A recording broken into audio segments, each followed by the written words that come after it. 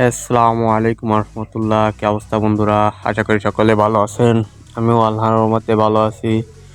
তো দীর্ঘ অনেক দিন পর আমরা আবারও ভিডিও নিয়ে চলে আসলাম।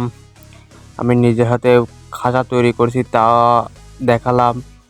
আজ বুডারের থেকে কোয়েল পাখির বাচ্চা বের করব।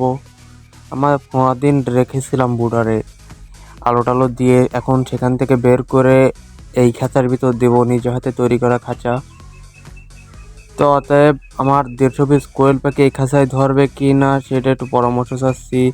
150 পিস 150 পিস পাখির 5 ফুট লম্বা, 3 ফুট আরে 2 ফুট হাইট। তো আমি এখন বাচ্চা নিয়ে চলে আসি। এখন পাখি গুনবো, দেখবো 150 পিসের পাখি কয়টা পাই। তাই আগে দিয়েছিলাম 50 পিস, এখন গুনে দেখবো আর কয় পিস আছে ঘরের ভিতরে। আমি কয় পিস নিয়ে আইছি, কয় পিস কম পড়ে, কয় পিস মারা গেছে সেটা দেখে দেওয়ার চেষ্টা করব। প্রথম দিন বোর্ডারের থেকে আমার প্রায় 10 থেকে 12টা মারা গিয়েছিল। ঠান্ডা লাগছিল, আমি বুঝে উঠতে পারিলাম না যে দলা দলা হয়ে গেল, সারাই দিলাম না। এই জন্য আমার 12-14টার মতো মারা গিয়েছিল। সেগুলো গুনে আজকে বের করব যে কতগুলো আমার মারা গিয়েছিল। আর সকালবেলা প্রচুর ঠান্ডায় এদেরকে ধরে ধরে নিয়ে আসছি।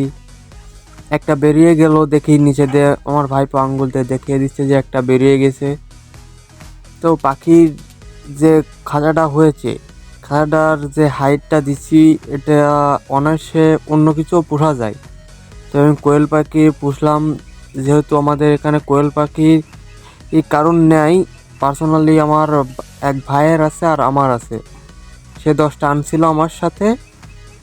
আর কারোর তেমন কোয়েল পাখি নেই, তা আমি একটু পুষে দেখছিলাম যে এতে কেমন লাভ নাকি লস।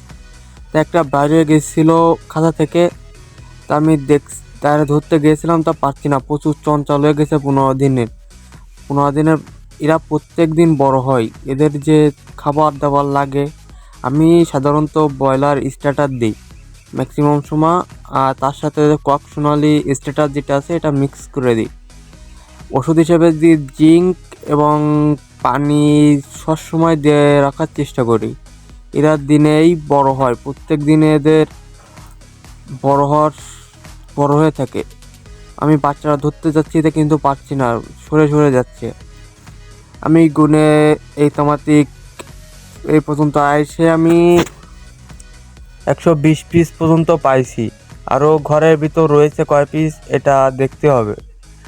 ঘরের ভিতর আবারও আমার আম্মা ধরে দিচ্ছে, আমি আইনে আইনে এখানে গুনে গুনে রাখছি। নিচেরটা ধরার চেষ্টা করতেছি কিন্তু সরে সরে যাচ্ছে।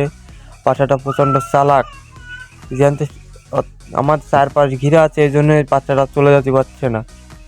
তবে এবার ধরে ফেলছি ভাইজান, এবার ধরে ফেলছি। খুব সুন্দর একটা মুহূর্ত ছিল এই সময় পাখি ধরার দৃশ্যটা। এখন আমি দরজা দিয়ে আমি পাখিগুলো আবার আনতে যাচ্ছি।